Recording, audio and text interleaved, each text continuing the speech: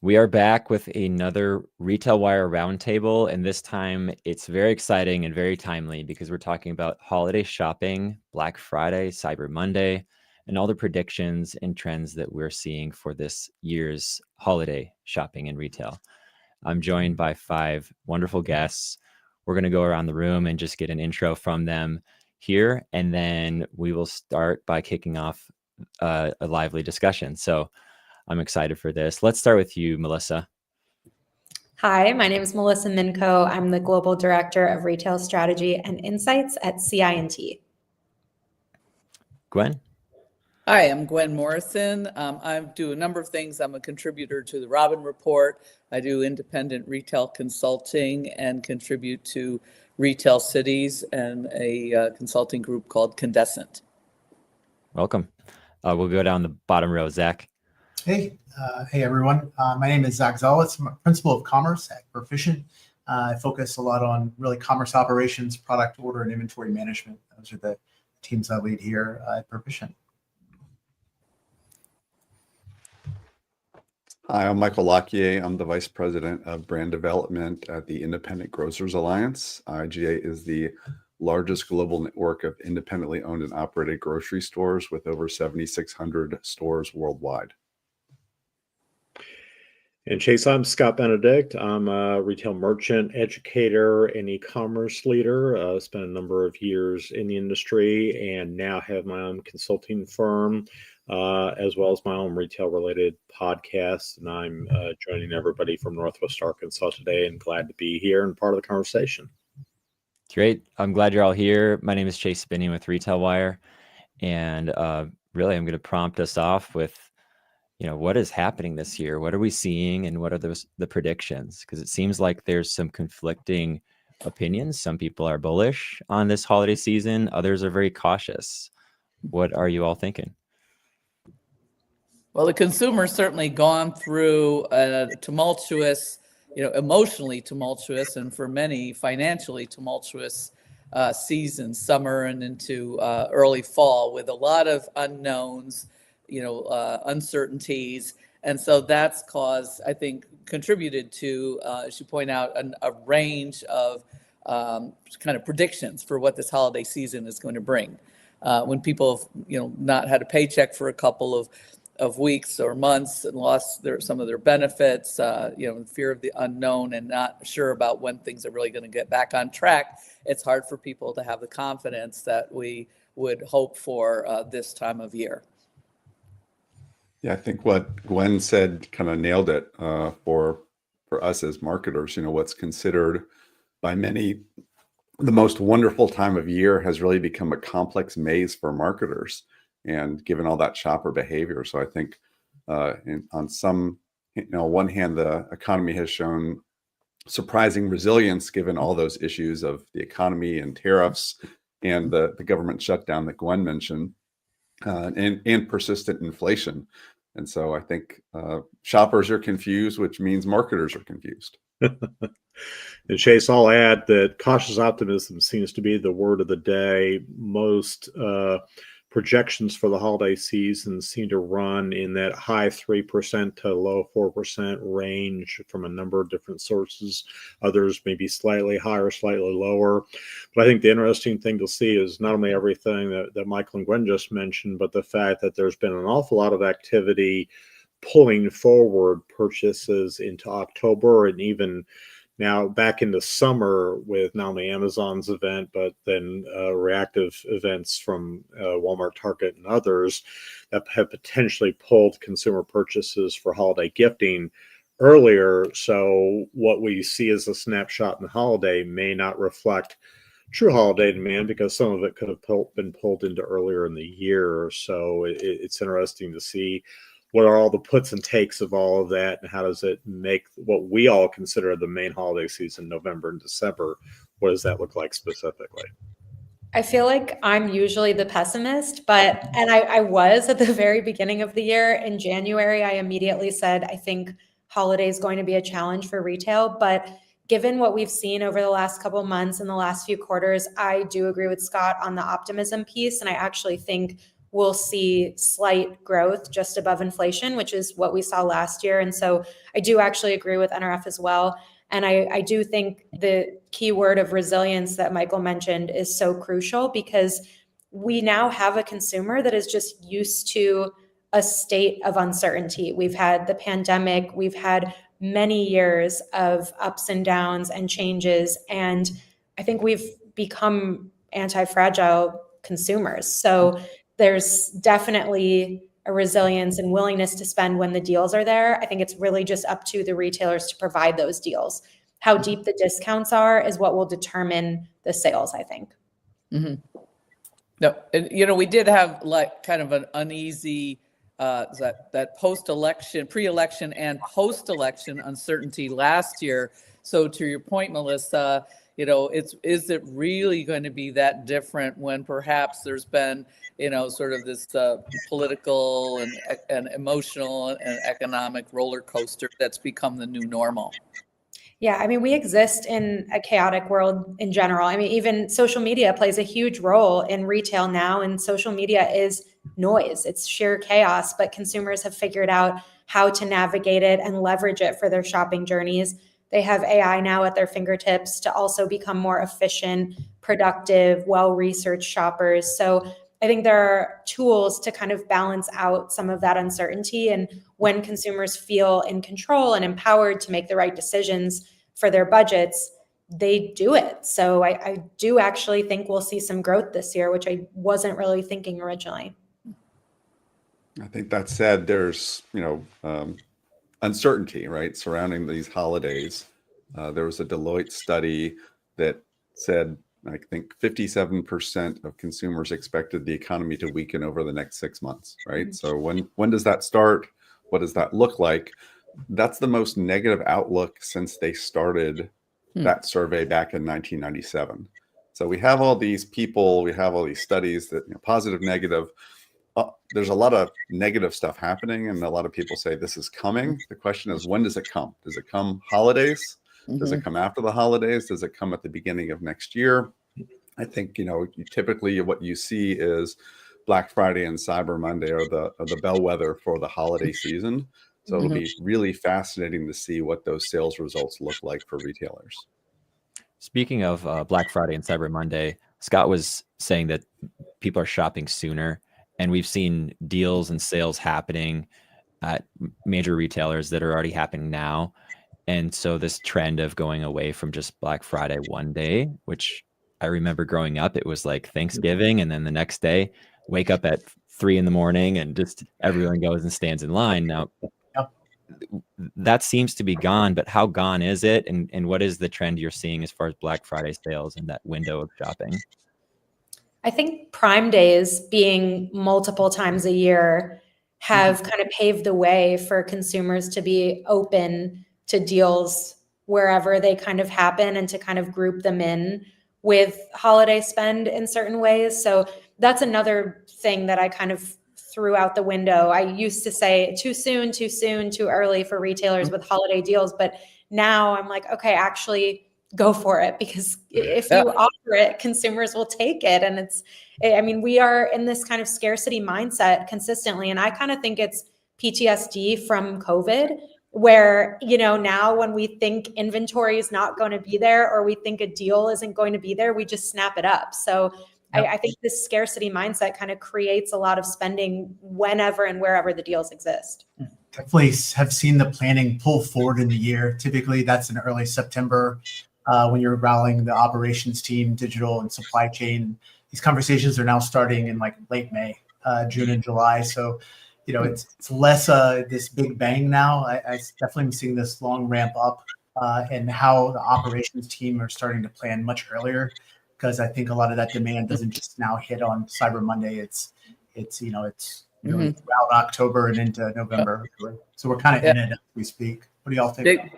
Big day deals started in October for Amazon, and you've got Amazon daily deals, and and then every other retailer is trying to look at the cadence of these deals, and that's obviously taking away from the frenzy, if you will, of Black Friday. So unless there's some like it item that people have got to stand in line for to get a hold of, which I have not seen a lot out there on that, that one item, that electronic or other item that people are going to be up at 3 a.m. in the parking lots for. What about you? Has anyone else seen some incredible doorbuster? I don't know, there's incredible doorbusters, but I think Melissa talked about social media impacting retail. We had a call last night with my daughter who said, hey, I'm going to be in a class at 10 a.m. and this new release of this water bottles happening at 10. Who can jump on for me? And so I don't know that there's back in the day, right? It was Nintendo releasing or Xbox 360. There was the big thing, but I think there's a whole bunch of different things that are happening because we've just become so spread out because of social media. But we've seen that with like Trader Joe's and their little tote bag in October. The drop, that's No, and it's interesting, as a former buyer and a buyer for categories that were typically promoted in huge at Black Friday and Cyber Monday, I can remember having to sign non-disclosure agreements. And if I ever leaked what items were in their promotion, my job and career were probably over. Now they leak it on purpose, and so that a consumer can plan to make that purchase ahead of time, and I think it changes some degree of shopping behavior, and also taking the drop approach, which is we're going to have a group of items on this day, group of items on this day, and all the pressure isn't in the one, or in the case of online and omni-channel 2 days for Black Friday and Cyber Monday. I remember Thanksgiving Day, even though physical locations were closed, being a huge online day and a kind of a predictor of how Friday through to Monday would unfold based on what happened online on Thanksgiving Day. But now, because the deals are broken up, there's some degree of pull forward. Some of that demand is pulled apart. I still think those are probably the biggest days of the year still, but they aren't necessarily a bellwether by themselves. You have to look at it in the context of the whole season. I think that sentiment, the big picture, is something that retail as an industry from a media standpoint really struggles with. We always look at a quick snapshot and we get carried away with headlines and want to say that either a retailer is destroyed or brick and mortar is dead or websites are over or whatever. And I just think that is what we have to keep level-headed going into holiday as well. Of Black Friday and Cyber Monday matter a lot. And I do think they'll be the most important days because I think they'll be when retailers will really push the bulk of their deals. But that being said, it's a marathon, not a sprint. And we have, like 30 days, we have technically a whole quarter to look at and then a whole year to look at as well. So it is just kind of interesting. And I think that's why it's so difficult to make a call. But I think you also will be interesting to look at what the winners and the losers are in that broader context that you're mentioning, Melissa. And I think kind of, we're seeing more value, higher end shoppers maybe going into lower price point formats. So is value, a key driver? And Michael, I think wasn't there just a private label conference? I think, private label is an interesting space to be looking at because as people are more comfortable with, these newer brands that are, taken on all kinds of, they become brands unto themselves, of course. But in the CPG landscape, I'd be curious what you're seeing because we tend to always jump to clothing, electronics, et cetera. Yeah, I think you said a couple of things there that make a lot of sense. And I think, private label, if you connect that back to what you said with the Trader Joe's bags, right? Trader Joe's is 90% private label. And we say private label, but shoppers don't think that way, right? They think brands. And value arguably is the top of every shopper's wish list for this holiday season. And so if affordability is in vogue, say that 5 times fast, with value and focus, it's important that the messaging goes beyond price, right? It's not just about low, cheap price, but it's about the brand and what they offer, whether they're considered private label or not. And I think that value has got to, unfortunately break through in different ways, especially to cash-strapped shoppers. And so we've seen in the grocery space, own brands, private label, whatever you want to call them, have really skyrocketed. And I think there's lots of opportunities going forward, not just for the holiday season.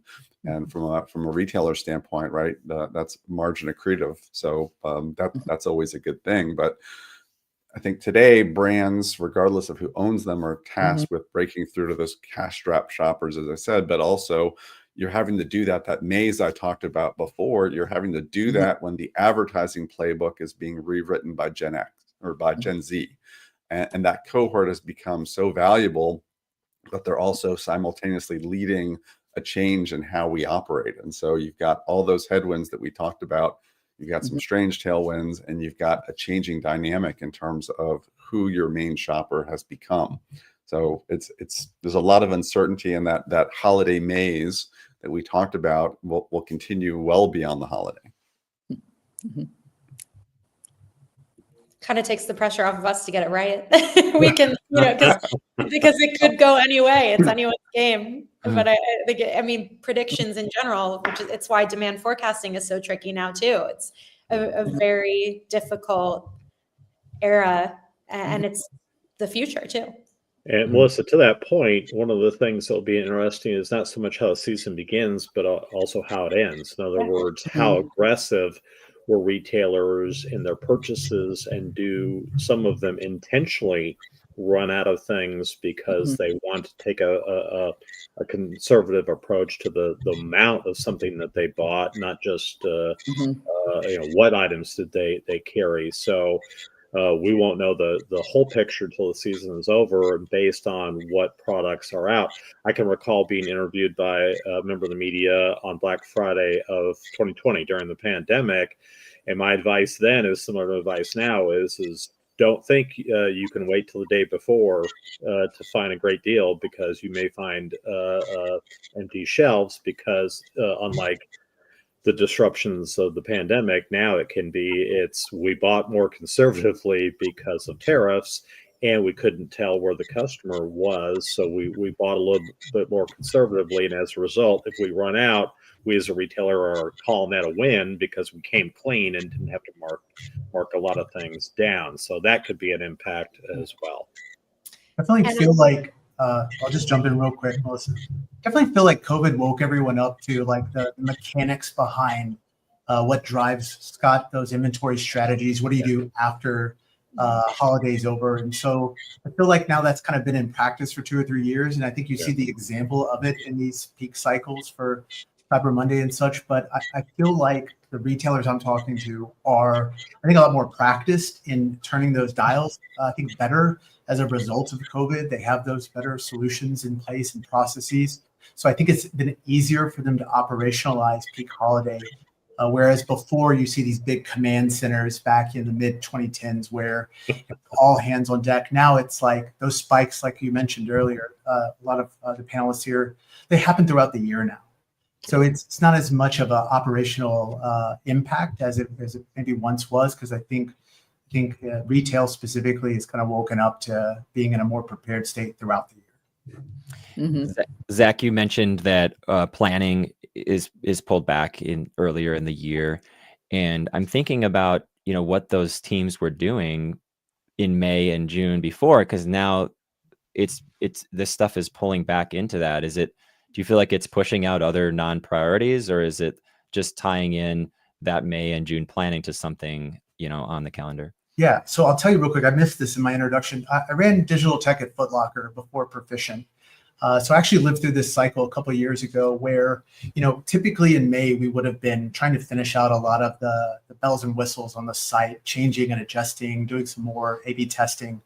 And now kind of this planning cycle that's now kind of inserted itself in June, July, and August. It's kind of, I don't want to say interfered with that, but it kind of slows down the investment for the engineering capacity we would have typically put in. And you start to ramp up some of these things to probably better fine tune where you place your inventory and the strategies you put behind it from like an order management perspective, the call center tech, especially with AI now trying to help with a little bit more deflection. I think that sort of stuff's now taking up more of the capacity in Q3.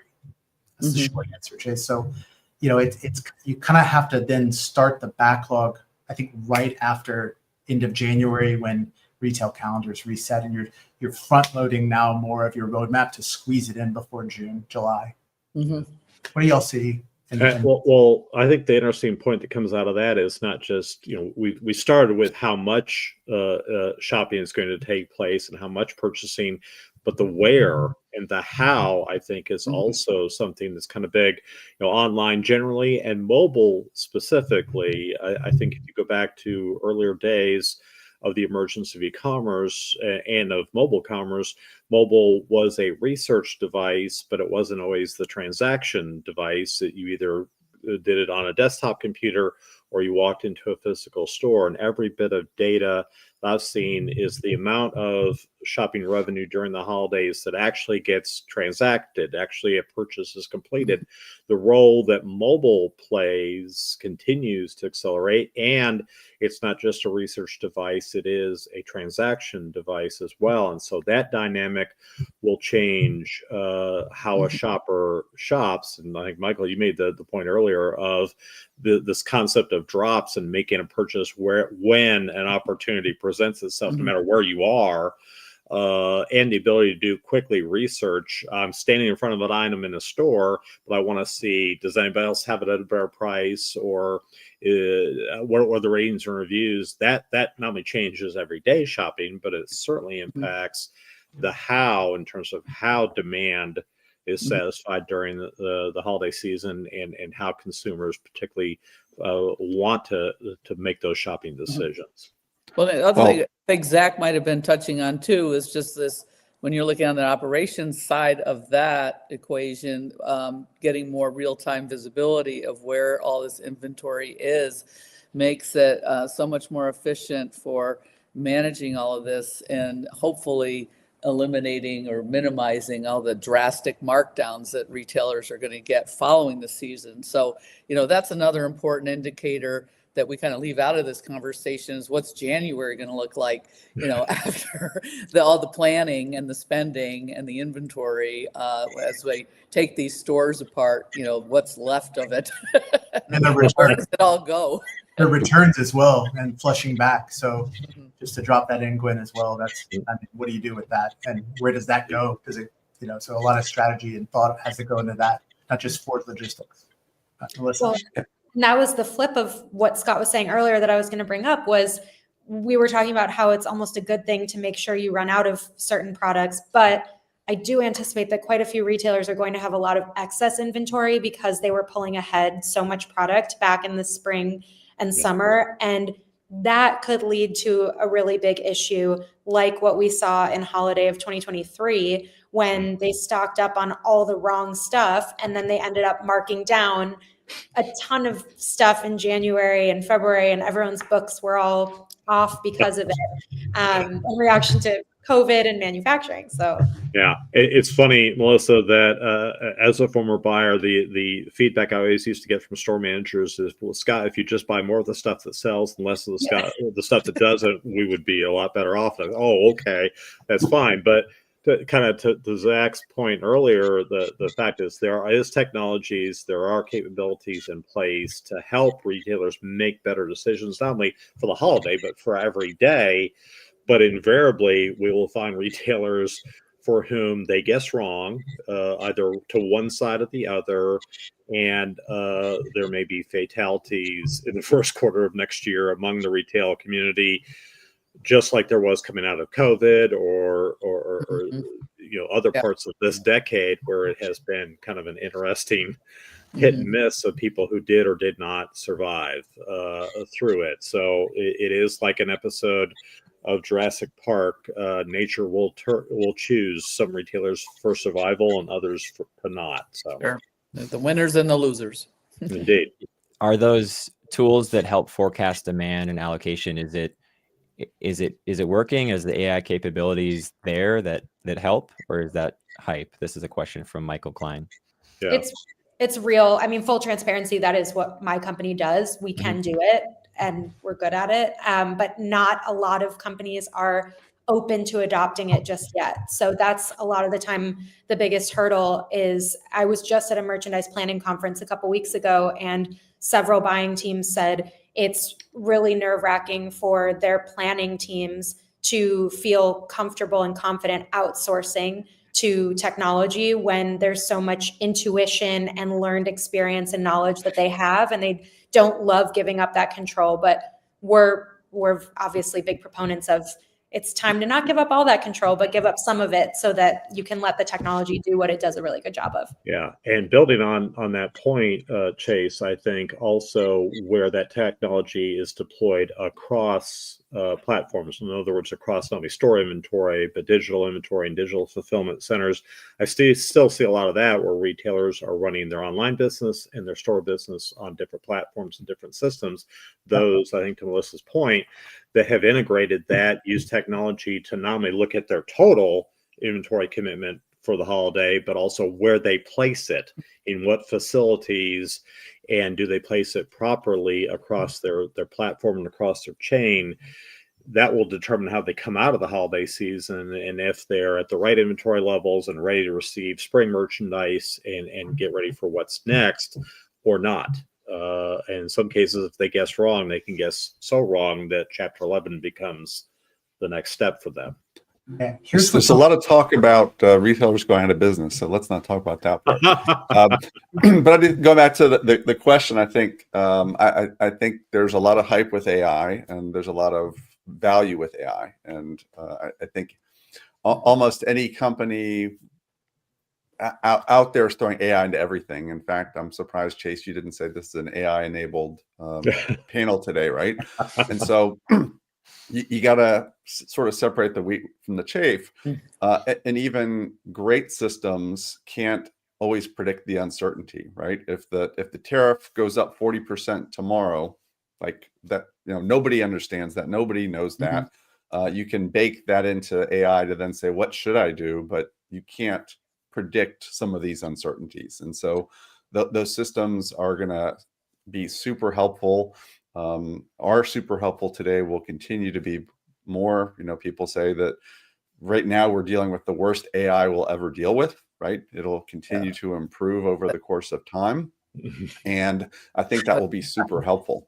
But it's not like, we have these, like, if you go NRF, you'll get or CES, always these annual sound bites, it's NFTs is a big, the metaverse, that's good. But this is not one of those things. This is the beginning of a long trajectory.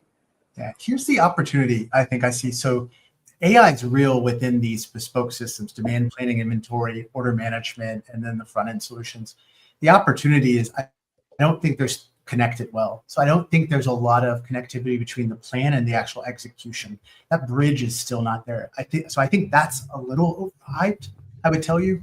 A great demand plan and getting really good at machine learning around that aspect is one part of it. But if you can't connect that to a downstream execution system and handle it dynamically, and it's still very static, then you kind of lose out on the value of investing in AI up front.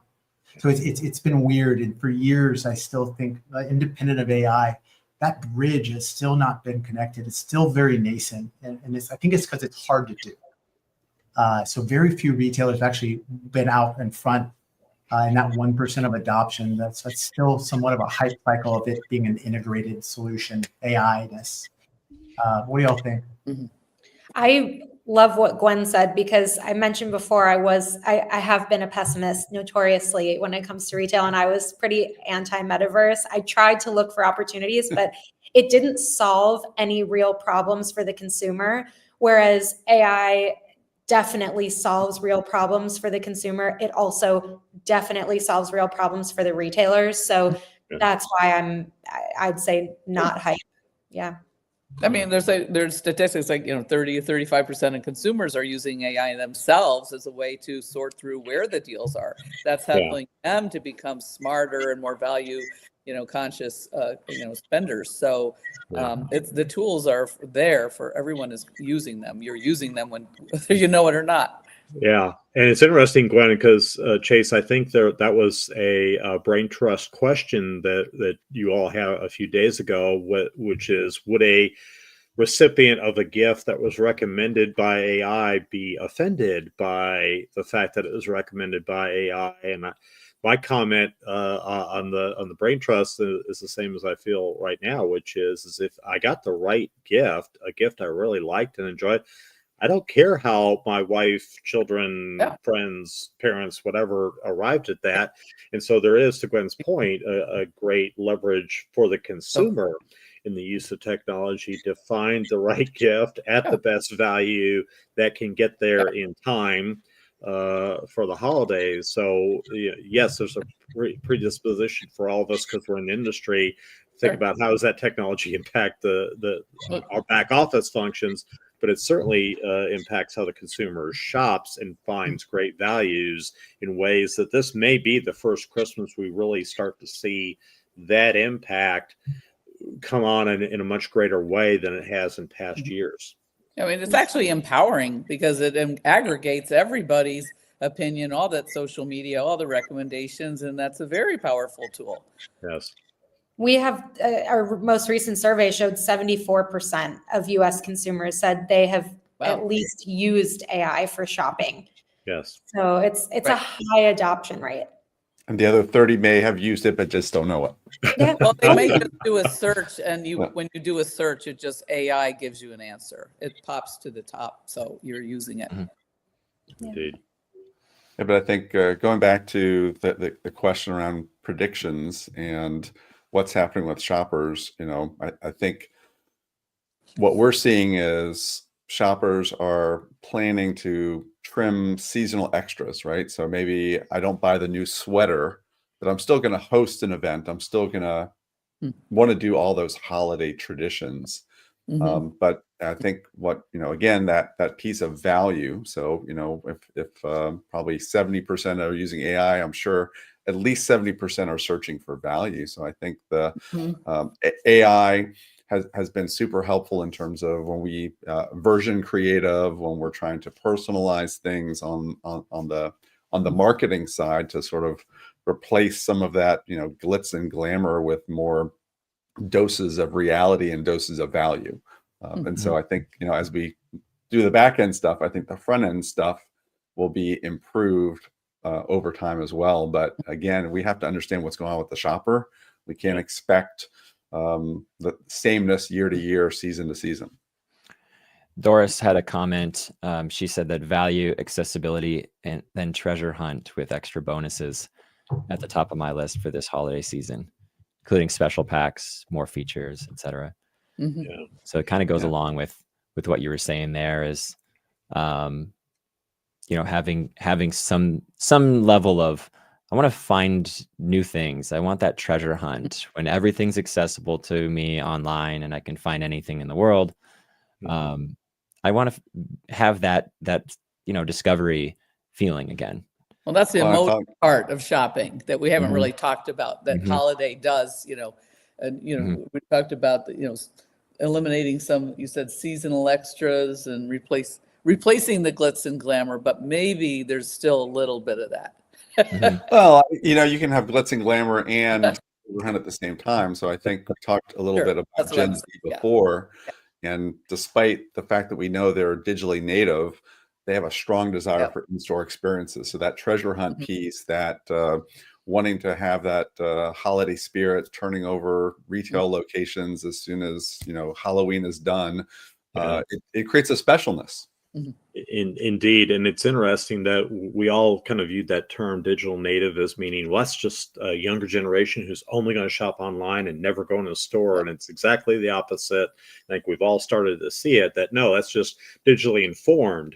They still love, every bit of data I've seen on Gen Alpha and Gen Z says they love going into stores, but they will be digitally informed on where they go, how they acquire that item, whether it's delivered from a store or they go to pick up a store. They still love the store experience, which just makes me that much more confident that omnichannel is not a fad, but definitely here to stay. And obviously purchases are now digitally informed no matter where they end up being transacted at. So, right. It's curious that Doris's shopping list didn't include convenience. Right. She said accessibility, value, and treasure hunt, but Mhm. the digital piece you talk about, Scott, right? To make it convenient. I don't want to be Mhm.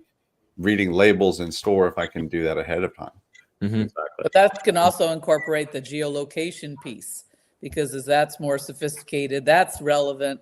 That's what's relevant to me, where I am in my mode. Where, we didn't talk about some of those applications, but I think that's a big factor. I spoke on a panel at a tech summit, and a room filled with AI engineers and all that, and I feel still kind of embarrassed how much I went against it. I'm very pro AI, but there's two future worlds I see people predicting, and it's one is AI is going to know exactly what you want, all your preferences, flavors, what you feel like eating on a Friday afternoon, and it will just do these things automatically. Yes. And I was just like cringing inside, and I still feel bad for like going so hard against that on the panel, but I was like, I don't want these things to predict everything about my life. I still want to have control and free will, and I want to feel like I'm the one, clicking. I'm the one doing it. Yeah. Because you're not AI native. None of us are, right? Well, it's interesting, Chase, that the number of retailers I encounter as a consultant that still maintain data in silos. In other words, all their in-store transactions and all their online browsing and buying behaviors are not integrated data elements that then inform their personalization engine, either in the universe of just them as a retailer, or what signals then drive a consumer that's shopping agnostic of a particular retailer. If they're using ChatGPT, or they're using a search engine. And so wherever we land this year in terms of digital influence on purchases, I think there's still a little bit of wild, wild west going on out there, that not all of the data that makes the technology the real smart friend is truly implemented, and it may be next Christmas or the holiday afterwards before that really comes to roost. Because like most aspects of technology, garbage data in, garbage recommendations out.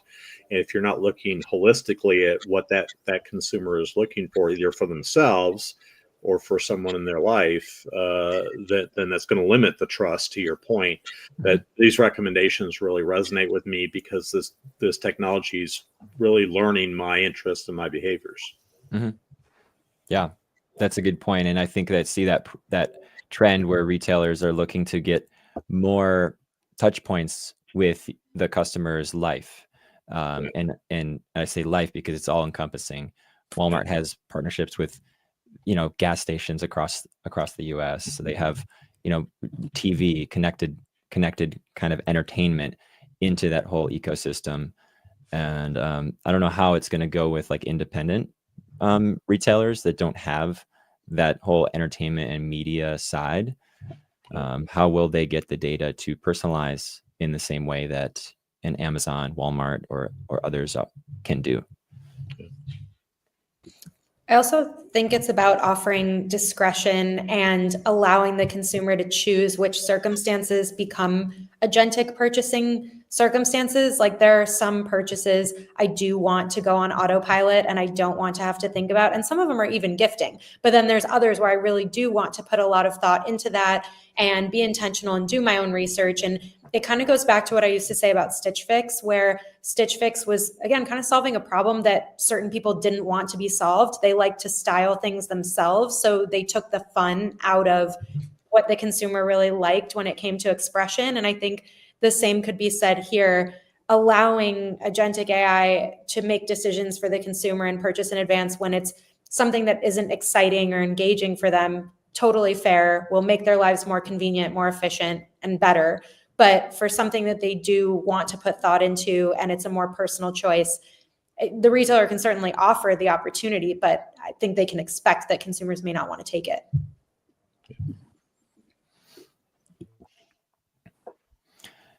What different things have you seen this year for Black Friday, which is coming up here, and Cyber Monday? What kind of things have been sticking out to you personally?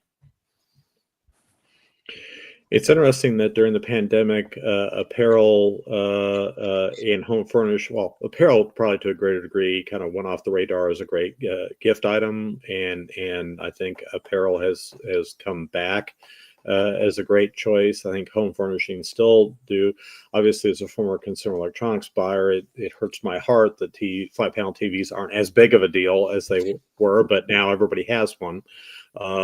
So I did benefit from being the buyer at just the right time for that category. But I guess the diversity of categories that are represented in the deals is the thing that strikes me as a merchant that says it's not just a few categories, it's a little bit more diverse, and also the use given what we talked about previously on economic conditions of price point bundles. In other words, here's gift ideas under $20, under $50. Right. There's a lot more of that going on. That was always out there, but it feels like you're kind of saluting the consumers concerned about spending in a price by saying, in addition to having great deals across categories, I'm also going to salute the fact that you're trying to limit your spending to this price point, this price point, and this price point. Now give me great ideas that fit my budget, right? Yeah, I'm seeing more of that too, and the higher end retailers, the e-com sites that are the higher end department stores and the luxury brands. Definitely that tiering to help guide the shopper to find, the gift at the price point, rather than have to go through the entire catalog of merchandise.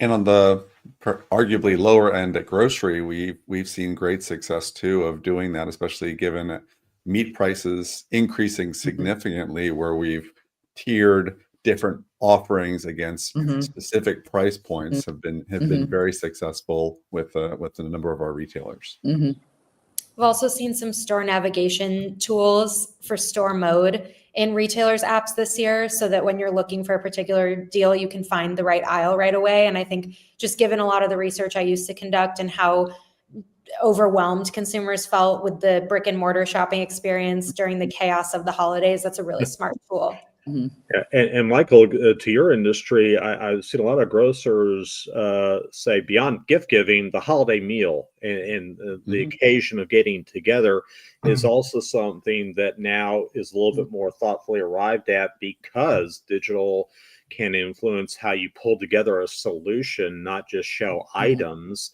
And I think that's one of the great things happening in your industry, is that grocers are doing a great job of anticipating, well, we know you're going to want a solution for X number of people. Let me make that easier for you so that you can then spend your time in gift giving, because we've made holiday get-togethers that much easier to get planned for. Yeah, thanks for putting in the plug for buying your Thanksgiving meal at your local independent grocery store, Scott. But we have seen that in terms of online ordering through kiosks or online. The convenience piece and the value piece. Your best deal for a holiday meal is going to come out of a grocery store. The other thing, kind of building on that, the authenticity and the tradition, is that uptick in like the Ralph Lauren Christmas, this holiday spirit that goes back to, sort of those traditional touch points. There are all these TikTok videos on Ralph Lauren Christmas, and, so that's driving a lot of traffic to them, but also kind of instilling this idea to get some lower price point product, whether it's RL or other retailers, getting into those sort of these traditional items and to create those special moments that are more like kind of classic. It's an interesting point. Yeah, Gwen, I would agree. I think accessible luxury, if you will. I think I like the nostalgia factor of what you're saying. Yeah. Spot So on. it's this old money aesthetic, but accessible, to your point. Yeah, absolutely. Kim has a comment. There's a class of consumers like myself who prefer an experience for Christmas. So do my millennial children. It really cuts down on holiday shopping time. So that would be, what kind of experiences come to mind?